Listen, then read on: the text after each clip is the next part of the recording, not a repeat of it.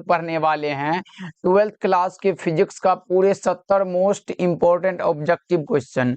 और ये सारे प्रश्न आपके बोर्ड एग्जाम के पॉइंट ऑफ व्यू से बहुत ही ज्यादा इंपॉर्टेंट है। तो बच्चा पार्टी आज के क्लास को आप सभी बिल्कुल ध्यान से देखिएगा और आज के क्लास में दिए जाने वाले इन सारे प्रश्नों को आप लोग अच्छे से याद भी करते चलिएगा। ओके जी, चलिए फिर क्लास को स्टार्ट करते हैं। सारे बच्चे हमारे साथ चैट सेक्शन में आंसर को भी लगाते चलिएगा, जिससे कि ये सारा प्रश्न आपको क्लास में ही अच्छे से याद हो जाएगा। देखिए पहला नंबर सवाल आपके सामने है, लगा दो क्या होगा इसका सही जवाब। पहला नंबर सवाल आपके सामने है और बहुत ही ज्यादा इंपॉर्टेंट प्रश्न है, कई बार आपके बोर्ड परीक्षा में भी पूछा गया है।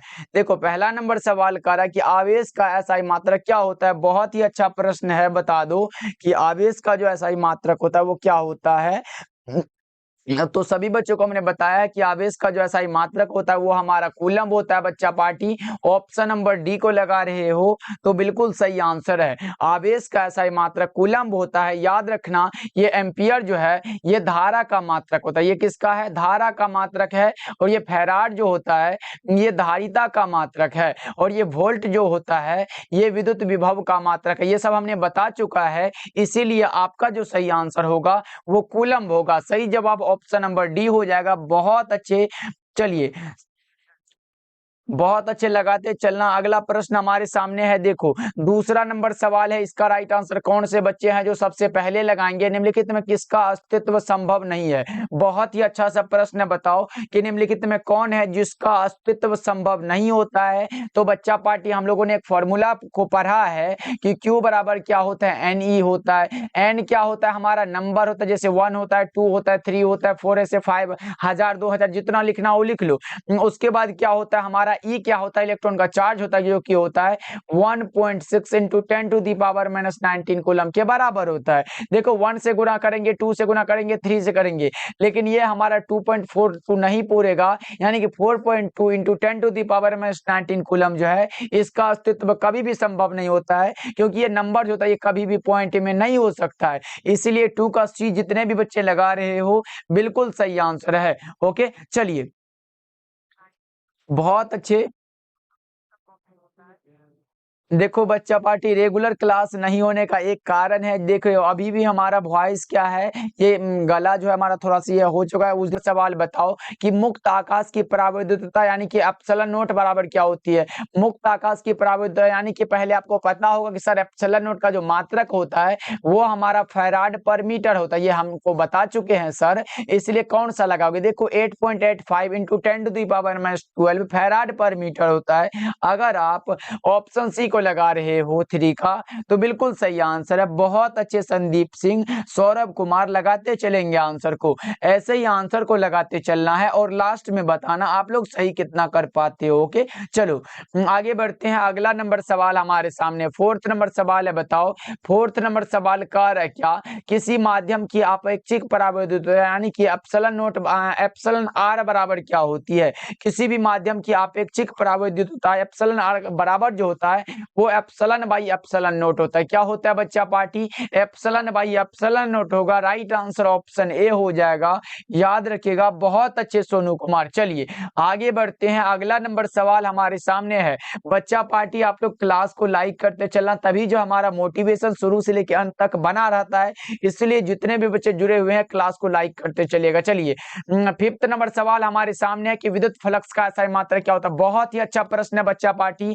लगा दो चैट सेक्शन में आंसर क्या होगा कि विद्युत फ्लक्स का एसआई मात्रक क्या होता है। तो हमने बताया है, क्या बताया है बच्चा पार्टी? हमने बताया कि फाई बराबर क्या होता है। फाई बराबर हमारा होता है ई इंटू ए होता है। ई क्या होता है? विद्युत क्षेत्र होता है। और विद्युत क्षेत्र का मात्रक हम लोगों ने पढ़ा है, क्या पढ़ा है कि वोल्ट प्रति मीटर होता है। क्या होता है बच्चा पार्टी? वोल्ट प्रति मीटर होता है। और ये हमारा एरिया का मीटर स्क्वायर होता है। यहां से 1 मीटर से 1 मीटर गया, क्या बचा? वोल्ट इंटू मीटर बचा। और यही हमसे पूछा गया है कि विद्युत फ्लक्स का एसआई मात्रक क्या होता है। तो हम में लगाएंगे सर वोल्ट मीटर होता है, लेकिन बच्चा यहाँ तक नहीं, इसका एक और ऐसा ही मात्रक होता है जिसको हम लोग क्या बोलते हैं, यहाँ देखो ये विद्युत क्षेत्र की तीव्रता का हमारा एक न्यूटन प्रति कूलम भी होता है, और यहाँ पे अगर एरिया का मीटर स्क्वायर हो रहा है तो इसको भी लिखेंगे हमारा दूसरा मात्रक न्यूटन प्रति कूलम मीटर स्क्वायर भी होता है। ये दोनों मात्रक को अगर आप याद रख लेते हो तो इसमें से एक जो है हर एक बार आता है आपके बोर्ड एग्जाम में, याद रखना है बच्चा पार्टी, बहुत इंपॉर्टेंट है। ओके, भूलोगे नहीं। क्लास को जितने भी बच्चे लाइक कर दिए हो बच्चा पार्टी एक बार थंब वाला इमोजी भेज देना। चलो आगे बढ़ते हैं, अगला नंबर सवाल 6 नंबर सवाल कर रहा है क्या, प्रति इकाई आवेश पर लगने वाले बल को क्या कहते हैं। इतना आसान सा सवाल है बच्चा पार्टी की, देखते ही आंसर को आप लोग लगा दोगे तो लगा दो क्या होगा कि प्रति इकाई आवेश पर लगने वाले बल को, देखो हमारा डिफिनेशन से फॉर्मूला एक निकल जाता है, क्या निकलता है, प्रति इकाई आवेश पर, प्रति इकाई आवेश पर लगने वाले फोर्स को, लगने वाले बल को क्या कहते हैं, विद्युत क्षेत्र की तीव्रता कहते हैं। और यही हमसे पूछा गया, देख लो किस ऑप्शन में दिया गया है, ऑप्शन सी बिल्कुल सही आंसर है। 6 का क्या लगा रहे हो बच्चा पार्टी, अगर आप ऑप्शन नंबर सी को लगा रहे हो तो बिल्कुल सही आंसर हो, ऑप्शन सी बिल्कुल सही आंसर है। कोई दिक्कत बच्चा पार्टी, अगर कोई भी दिक्कत हो समझ जहां ना आए वहां पे पूछ लिया करो। चलो आगे बढ़ते हैं, 7 नंबर सवाल कह रहा है क्या, 7 नंबर सवाल हमारे सामने है कि देखो क्या कह रहा है, यदि किसी खोखलीय गोलीय चालक को धनावेशित किया जाता है तो उसके भीतर का जो विभव होता है वो धनात्मक और समरूप हो जाता है। क्या होता है बच्चा पार्टी, धनात्मक और समरूप होता है। बहुत अच्छे प्रिंस कुमार, सौरभ कुमार, राजू कुमार, सारे बच्चे क्लास को लाइक कर दिया, बहुत अच्छे। चलो आगे बढ़ते हैं, इसका राइट आंसर क्या लगाए हो, बी हो जाएगा। 8 नंबर सवाल हमारे सामने है, बताओ स्थिर विद्युत क्षेत्र कैसा होता है। बड़ा ही आसान सा सवाल है भाई, स्थिर विद्युत क्षेत्र जो होता है ना वो कंजर्वेटिव होता है। क्या होता है, संरक्षी होता है। राइट आंसर ए हो जाएगा। 8 का अगर आप लोग ए को लगाए हो बिल्कुल सही आंसर है बच्चा पार्टी। आगे बढ़ते हैं, अगला नंबर सवाल देखो, 9 नंबर सवाल है आपके सामने। 9 नंबर सवाल कर रहा कि वायु के लिए परावैद्युत सामर्थ्य का मात्रक क्या होता है। परावैद्युत सामर्थ्य का मात्रक वोल्ट प्रति मीटर होता है, लेकिन बोलोगे सर हमारा वोल्ट प्रति मीटर जो है सभी ऑप्शन में दिखाई दे रहा है, तो हम लोग कैसे माने कि इसका राइट आंसर क्या होगा। और इसका मान होता है कितना बच्चा पार्टी, 3 × 10⁻6 होता है। अब बता दो कौन सा होगा, तो ऑप्शन नंबर ए हो जाएगा, 3 × 10⁻6 और मीटर पर सेकंड, मीटर प्रति कौन सा होता है, वोल्ट प्रति मीटर होता है। करेक्ट आंसर आपका क्या होगा, ऑप्शन बी हो जाएगा। बस आसान सा सवाल है भाई, लगा दो ना, 9 का ए हो जाएगा। चलो 10 नंबर सवाल को देखते हैं क्या कह रहा है। 10 नंबर सवाल है, इनमें कौन विद्युत क्षेत्र की तीव्रता का मात्रक है। अब बताओ जी, इतना आसान सा सवाल है, जल्दी जल्दी से लगा दो चैट सेक्शन में आंसर। जिसका भी आंसर हमारे पास नहीं आ रहा है वो एक बार सब्सक्राइब करिएगा तो आपका भी आंसर हमारे पास आने लगेगा। बहुत अच्छे राजू कुमार बताएंगे इनमें कौन है जो विद्युत क्षेत्र की तीव्रता का मात्रक नहीं है, विद्युत क्षेत्र की तीव्रता का मात्रक है। तो हमने पढ़ा है कि ई बराबर क्या होता है, फोर्स बाय चार्ज होता है। फोर्स का हमारा न्यूटन होता है और चार्ज का कूलम होता है, यानी कि न्यूटन प्रति कूलम। ऑप्शन नंबर डी में दिया गया है, बिल्कुल सही आंसर है भाई। कौन सा लगाओगे, ऑप्शन नंबर डी बिल्कुल सही आंसर है। कोई दिक्कत बच्चा पार्टी। चलो आगे बढ़ते हैं, 11 नंबर सवाल का क्या, 11 नंबर सवाल है कि विभव प्रवणता बराबर क्या होता है। विभव प्रवणता के लिए dV/dx होता है, और यही हम लोगों ने पढ़ा है कि सर ऑप्शन नंबर सी में दिया गया dV/dx है। 11 का right answer option number C हो जाएगा, बिल्कुल सही आंसर है। चलो आगे बढ़ते हैं, 12 नंबर सवाल आपके सामने है, बताओ 12 नंबर सवाल है कि विद्युत विभव बराबर क्या होता है। देखो जी, विद्युत विभव का जो ऐसा मात्रक होता है वो वोल्ट होता है, और V बराबर हमारा फॉर्मूला है कि W/Q होता है। वाट का हमारा जूल होता है और चार्ज का कूलम होता है, यानी कि 1 वाट बराबर 1 वोल्ट बराबर क्या होगा, 1 जूल प्रति कूलम होता है। ये भी याद रखना और ये भी याद रखना। और अभी का जो सही आंसर होगा वो W/Q होगा। अगर आप लोग 12 का बी को लगा रहे हो तो बिल्कुल सही आंसर है। उसके अलावा अगर आप कोई भी ऑप्शन को लगा रहे हो तो बिल्कुल सही आंसर है। सुजीत कुमार लगाए हैं ऑप्शन नंबर बी, बहुत अच्छे। चलो आगे बढ़े बच्चा पार्टी, क्लास को जल्दी जल्दी से आप लोग लाइक करते चला। चलो आगे बढ़ते हैं, अगला नंबर सवाल हमारे सामने 13 नंबर सवाल है, बताओ 13 नंबर सवाल है कि विद्युत धारिता का मात्रक क्या होता है। विद्युत धारिता का मात्रक फैराड है। भाई कितना बार मैं बताऊं कि विद्युत धारिता का मात्रक फैराड हो जाता है। बहुत अच्छे गुड्डू कुमार, बहुत अच्छे सोनू। चलो आगे बढ़ते हैं, 14 नंबर सवाल आपके सामने है, बताओ 14 नंबर सवाल है, वान डी ग्राफ जनित्र एक ऐसी युक्ति है जो उत्पन्न करती है। वान डी ग्राफ जनित्र एक ऐसी युक्ति है जो उत्पन्न करती है। बताओ क्या उत्पन्न करती है बच्चा पार्टी, लगा दो चैट सेक्शन में आंसर।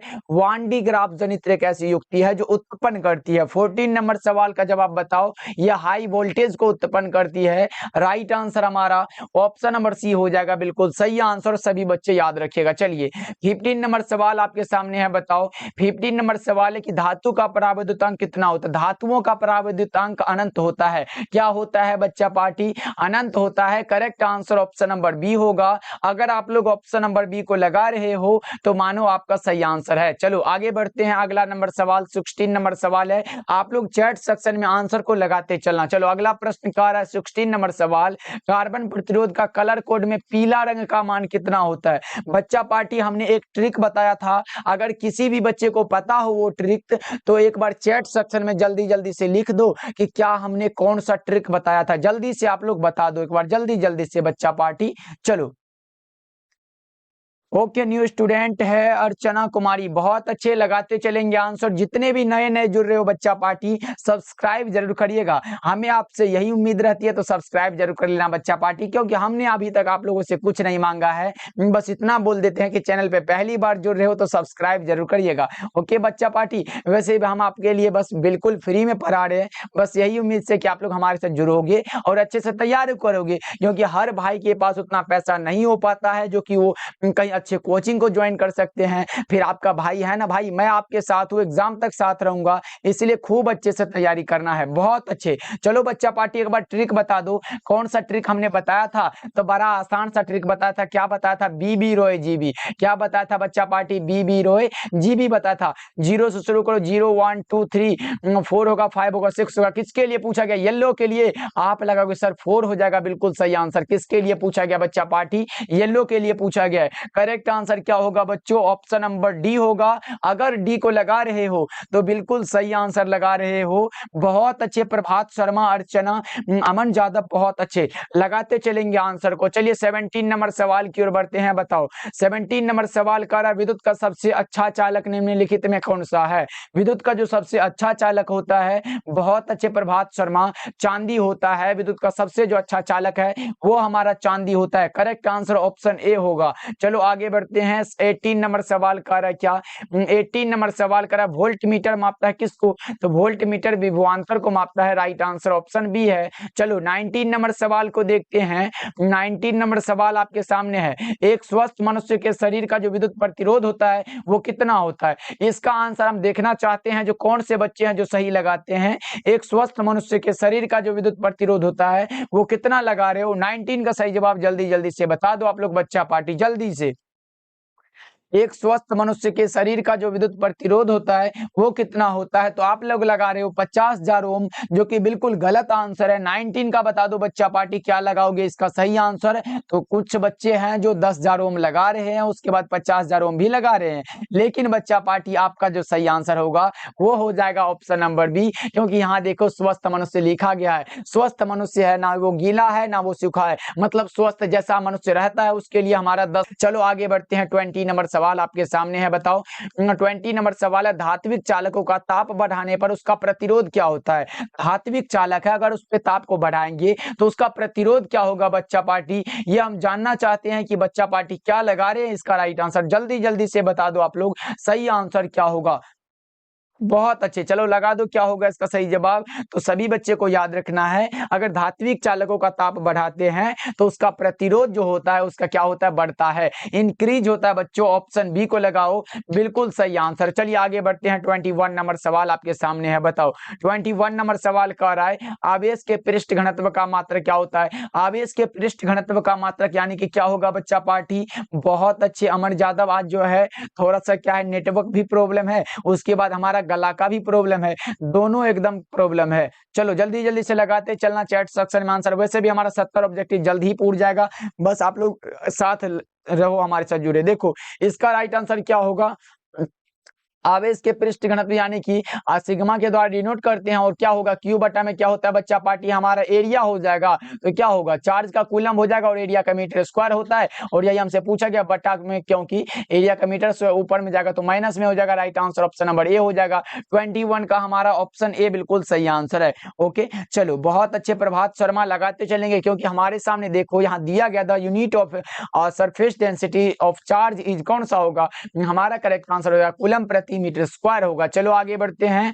अगला नंबर सवाल कह रहा है क्या, किरचॉफ का द्वितीय नियम किसके संरक्षण के सिद्धांत पर आधारित है? द्वितीय नियम ऊर्जा संरक्षण, यानी कि द्वितीय नियम जो होता है वो ऊर्जा संरक्षण के सिद्धांत पर आधारित है। 22 का correct answer option number C होगा बच्चा पार्टी। कितने बच्चे न्यू स्टूडेंट जुड़े हुए हो, एक बार न्यू स्टूडेंट वाला नारा लगा दो। जितने भी बच्चे नए नए जुड़े हो आज के क्लास में, जल्दी जल्दी से बता दो। चलो आगे बढ़ते हैं।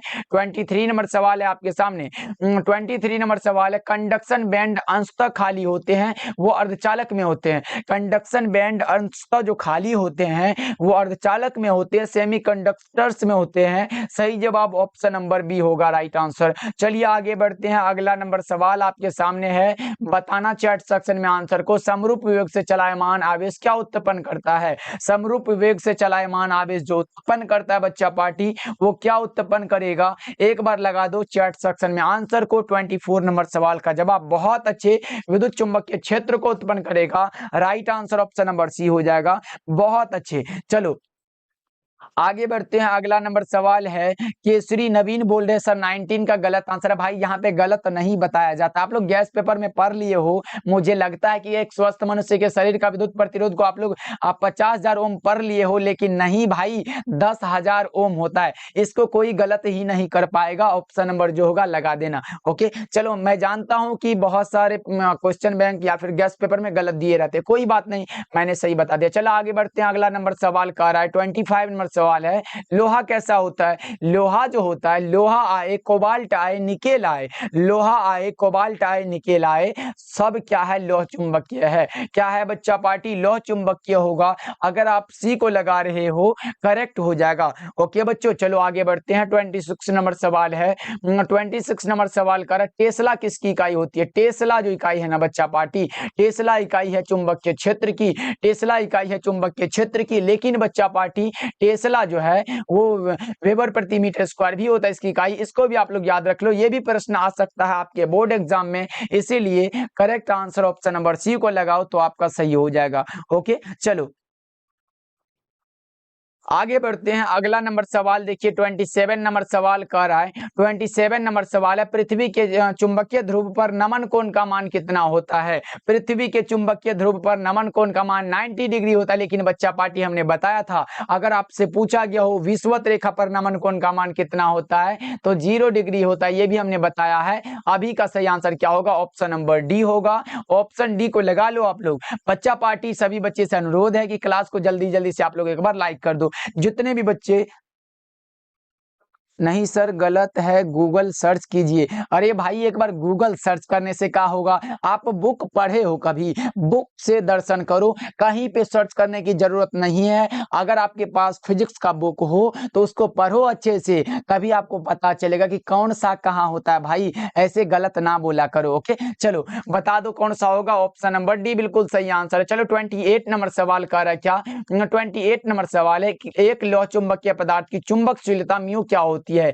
एक लौह चुंबकीय पदार्थ की जो चुंबकशीलता होती है वो होती है म्यू इज ग्रेटर देन 1 होता है। Correct answer option number A हो जाएगा 28 का। 28 का क्या होगा बच्चा पार्टी? ऑप्शन नंबर ए होगा, बिल्कुल सही आंसर है। ऑप्शन ए को लगा रहे हो बच्चा पार्टी, बिल्कुल सही आंसर। चलो आगे बढ़ते हैं। अगला नंबर सवाल आपके सामने है, बताओ 29 नंबर सवाल है, निम्नलिखित में किनकी चुंबकशीलता सबसे अधिक होती है? निम्नलिखित में कौन है जिसकी चुंबकशीलता जो है, बता दो कौन सा होगा?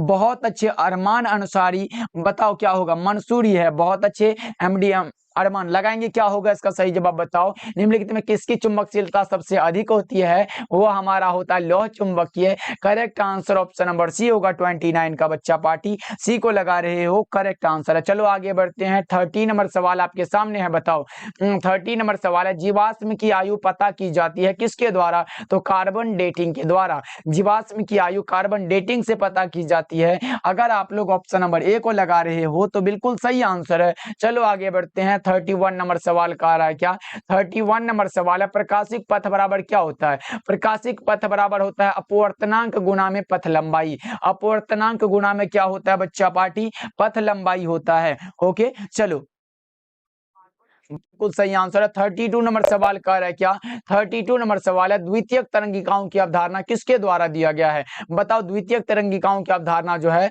वो किसके द्वारा दिया गया है, आपको बताना है। 32 नंबर सवाल का जवाब तो आप लगाओगे सर हाइगेंस के द्वारा दिया गया है। अगर हमसे पूछता कि कणिका सिद्धांत किसके द्वारा दिया गया है तो हम लगाते हैं न्यूटन साहब के द्वारा। और अगर पूछे द्रव्य तरंग सिद्धांत किसके द्वारा दिया गया है, ये दिया गया डी ब्रोगली साहब के द्वारा। बहुत अच्छे रोशन कुमार, लगाते चलेंगे आंसर। चलिए अगला प्रश्न हमारे सामने है, बताओ 33 नंबर सवाल है, बताओ आवेश के सतत प्रवाह को क्या कहते हैं? आवेश के सतत प्रवाह को क्या कहते हैं? इलेक्ट्रॉन या फिर चार्ज के सतत प्रवाह को इलेक्ट्रिक करंट कहते हैं। आपका सही आंसर क्या होगा? ऑप्शन नंबर बी हो जाएगा। अगर विद्युत धारिता का मात्रक, विद्युत धारा का मात्रक पूछे आप एम्पियर को लगाओ, बहुत अच्छा आंसर है, इसको भूलना नहीं है। चलो बच्चा पार्टी आगे बढ़ते हैं। 34 नंबर सवाल है, 34 नंबर सवाल है, विद्युत चुंबकीय तरंगों की प्रकृति कैसी होती है?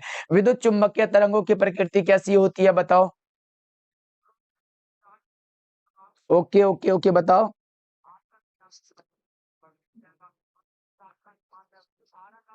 बताओ क्या होगा बच्चा पार्टी? हाँ भाई, हमने सही बताया था कि ऑप्शन से जो है, अगर हमने बता दे कि हमने ये देखो, ये हमारे सामने 34 नंबर सवाल है कि विद्युत चुंबकीय तरंगों की प्रकृति कैसी होती है, हमने सही बताया था। अगर मैं ऑप्शन को भी पढ़ रहा हूं तो कभी कभी ऐसा ही क्रिएट हो जाता है क्वेश्चन। देखो मैं बता रहा हूं, देखो आप लोगों के समझ में अभी तुरंत आ जाएगा। देखो यहाँ क्या पूछा गया, विद्युत चुंबकीय तरंगों की प्रकृति कैसी होती है, तो आप लगाओगे सर अनुप्रस्थ होती है। लेकिन बच्चा पार्टी अगर विद्युत चुंबकीय तरंग के जगह पे अगर पूछे ध्वनि तरंगों की प्रकृति कैसी होती है तो आप लोग क्या लगाओगे? ध्वनि तरंगों की प्रकृति अनुदैर्ध्य होती है। बच्चा पार्टी दोनों को याद रखना। अगर आपसे पूछे विद्युत चुंबकीय तरंगों की प्रकृति कैसी होती है तो अनुप्रस्थ होती है, और ध्वनि तरंगों की प्रकृति अनुदैर्ध्य होती है। बच्चा पार्टी इसको जरूर याद रखोगे आप लोग, बहुत ही इंपॉर्टेंट है। और आपका सही आंसर अभी का होगा ऑप्शन नंबर ए, याद रखिएगा आप लोग। चलिए 35 नंबर सवाल आपके सामने है, बताओ 35 नंबर सवाल है, जल को कीटाणु रहित करने के लिए उपयुक्त कौन सा है? जल को कीटाणु रहित करने के लिए कौन सा उपयुक्त है बच्चा पार्टी? लगा दो क्या होगा 35 नंबर सवाल का जवाब, वो होता है पराबैंगनी विकिरण। Right answer option number B होगा 35 का। ओके चलो आगे बढ़ते हैं। अगला नंबर सवाल 36 नंबर सवाल कह रहा है क्या, 36 नंबर सवाल है, निम्नलिखित में किस तरंग की तरंग दैर्ध्य न्यूनतम होती है? निम्नलिखित में कौन है जिसकी तरंग दैर्ध्य न्यूनतम होती है बच्चा पार्टी? लगा दो क्या होगा 36 नंबर सवाल का जवाब, वो होता है गामा किरण। Right answer option number C हो जाएगा। और रेडियो तरंगों की तरंग दैर्ध्य सबसे अधिक होती है, इसको भी आप लोग याद रखिएगा, बहुत ही अच्छा आंसर है। ओके बच्चा पार्टी, चलो आगे बढ़ते हैं। 37 नंबर सवाल आपके सामने है, बताओ 37 नंबर सवाल कर है क्या, अवरक्त किरणों के अध्ययन के लिए जिस प्रिज्म पदार्थ का उपयोग करते हैं वो कौन सा है? बताओ आप लोग, अवरक्त किरणों के अध्ययन के लिए जिस पदार्थ का प्रिज्म प्रयुक्त करते हैं वो कौन सा होता है? बताओ 37 का राइट आंसर वो हमारा रॉक सॉल्ट होता है बच्चा पार्टी। ऑप्शन बी बिल्कुल सही आंसर है। अगर आप लोग ऑप्शन नंबर बी को लगा रहे हो, बिल्कुल सही आंसर है। चलो आगे बढ़ते हैं। 38 नंबर सवाल का रहा क्या, 38 नंबर सवाल है, बताओ किसी भी प्रिज्म की वर्ण विक्षेपण क्षमता किस पर निर्भर करती है? तो प्रिज्म के पदार्थ की प्रकृति पर। किस पर बच्चा पार्टी? प्रिज्म के पदार्थ की प्रकृति पर। Right answer option number B होगा। चलो आगे बढ़ते हैं। अगला नंबर सवाल कह रहा है क्या, देखो अगला नंबर सवाल 39 नंबर सवाल कह रहा है हमारे सामने है, बताओ किस कारण से वायु का बुलबुला पानी के अंदर चमकता हुआ दिखाई देता है? किस कारण से वायु का बुलबुला पानी के अंदर चमकता हुआ दिखाई देता है बच्चा पार्टी? लगा दो 39 नंबर सवाल का जवाब, वो होता है टोटल इंटरनल रिफ्लेक्शन के कारण। Right answer option number C होगा। बहुत अच्छे बच्चा पार्टी, लगाते चलो आंसर को। चलो आगे बढ़ते हैं। 40 नंबर सवाल का है क्या, 40 नंबर सवाल है, निम्नलिखित में किसका अपवर्तनांक सबसे अधिक होता है? अरे भाई कितना बार बताऊं, अगर अपवर्तनांक सबसे अधिक पूछे ना तो वो हमारा होता है हीरा का, जो कि 2.42 होता है। लेकिन अगर सबसे कम पूछा गया हो वो हमारा होता है वायु का, जो कि होता है वो तो 1 पॉइंट कितना होता है बच्चा पार्टी, 1.0003 होता है। ये वायु के लिए होता है जो कि सबसे कम होता है, और सबसे अधिक जो होता है वो डायमंड का होता है, 2.42 होता है। याद रखना आप सब। चलो आगे बढ़ते हैं। अगला नंबर सवाल 41 नंबर सवाल है, बताओ 41 नंबर सवाल है, बताओ जब श्वेत प्रकाश की किरण लेंस में प्रवेश करती है तो निम्न में से किसमें परिवर्तन होता है? किसमें होता है? तो वेग और तरंग तरंग दैर्ध्य में परिवर्तन होता है। 41 का सही जवाब ऑप्शन ए हो जाएगा। बहुत ही अच्छा आंसर है, लगाते चलना आप लोग। ओके, चलो गुड इवनिंग बच्चा पार्टी, जितने भी नए नए अभी जुड़ रहे हो गुड इवनिंग। चलो आगे बढ़ते हैं। 42 नंबर सवाल देखो क्या कह रहा है। 42 नंबर सवाल है, वैसे भी देखो गला आज बहुत ही ज्यादा दर्द भी कर रहा है, लेकिन आप लोगों को क्लास देना होता है तो वो तो देना ही पड़ेगा। बच्चा पार्टी लगाते चलो आंसर। आज हम उस एनर्जी में नहीं रह पाएंगे क्योंकि गला भी दर्द कर रहा है, इसलिए हम आराम से बोल रहे हैं। लगाते चलो। किसी वस्तु का मनुष्य की आंख के रेटिना पर बना हुआ प्रतिबिंब जो होता है वो कैसा होता है, ये आपको बताना है। और हमने बताया है कि सर वास्तविक और उल्टा बनता है। Correct answer option number D को लगा लो। 42 का क्या लगाओगे? ऑप्शन नंबर डी हमारा बिल्कुल सही आंसर है। देखिए 43 नंबर सवाल कह रहा है क्या? 43 नंबर सवाल है, निकट दृष्टि दोष के निवारण के लिए प्रयुक्त किया जाता है किसको? निकट दृष्टि दोष को दूर अगर करना हो तो वो हमारा अवतल लेंस हो जाता है। कौन सा होता है बच्चा पार्टी? अवतल लेंस होता है। सही जवाब ऑप्शन नंबर सी हो जाएगा। ओके, चलो आगे बढ़े बच्चा पार्टी। तबीयत ठीक नहीं है तभी तो क्लास अभी भी रेगुलर नहीं हो पा रहा है, लेकिन कोई बात नहीं, जैसा भी है क्लास तो डेली देना पड़ेगा। चलो आगे बढ़ते हैं। 44 नंबर सवाल आपके सामने है, बताओ। 44 नंबर सवाल है, यौगिक सूक्ष्मदर्शी की नली की लंबाई बढ़ाई जाती है तब आवर्धन क्षमता क्या होती है? यौगिक सूक्ष्मदर्शी की नली की लंबाई अगर बढ़ाई जाती है तो आवर्धन क्षमता क्या होती है?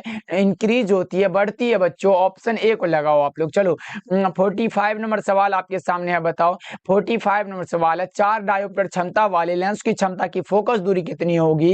यहाँ पे देखो डायोप्टर कितना दिया गया, 4 डायोप्टर है और हमारा फॉर्मूला होता है P बराबर क्या होता है? 1 फोकस दूरी होता है। ये हम लोगों ने पढ़ा है, लेकिन हमारा P कितना दिया गया? 4 दिया गया। 4 बराबर क्या होगा?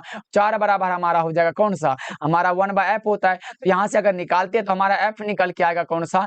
f को अगर निकालेंगे तो f बराबर क्या होगा बच्चा पार्टी? f बराबर क्या होगा? 1/p हो जाएगा। और 1/p कितना दिया गया? 4 दिया गया है। अगर एक को 4 भाग में बांटोगे तो 0.25 हो जाएगा कि नहीं? करेक्ट आंसर हमारा ऑप्शन नंबर ए हो जाएगा। और बोलोगे सर ये यहाँ 0.25 मीटर में है और यहाँ 0.25 सेंटीमीटर में है, लेकिन बच्चा पार्टी देखो सेंटीमीटर के लिए 100 फोकस दूरी होता है, लेकिन यहाँ मीटर के लिए पूछा गया था, इसलिए सही जवाब ऑप्शन नंबर ए को लगाओ आप लोग। ओके, चलो ओके ओके, चलो आगे बढ़ते हैं बच्चा पार्टी। अगला नंबर सवाल देखो क्या कह रहा है। 46 नंबर सवाल है। 46 नंबर सवाल कह रहा है, कांच के लिए क्रांति कोण कितना होता है? कांच के लिए जो क्रांति कोण होता है वो 42 डिग्री लगभग में होता है। सही जवाब डी होगा। 46 का क्या होगा बच्चा पार्टी? डी राइट आंसर है। चलो आगे बढ़ते हैं। अगला नंबर सवाल 47 नंबर सवाल कह रहा है क्या? 47 नंबर सवाल है, प्लांक नियतांक का मान क्या होता है? इसका राइट आंसर जो भी बच्चे सबसे पहले लगा रहे हो उसको हम लोग नाम जरूर ले पाएंगे। बता दो कौन सा होगा बच्चा पार्टी? प्लांक नियतांक का मान क्या होता है? हमने बताया कि सर प्लांक नियतांक का जो मात्रक होता है वो जूल सेकंड होता है। अब बता दो कौन सा होगा, तो आप लोग आप देख लोगे सर ये तो ऑप्शन नंबर ए में ही जूल सेकंड दिया गया। 6.63 इंटू 10⁻34 जूल सेकंड होता है। सही जवाब ए हो जाएगा।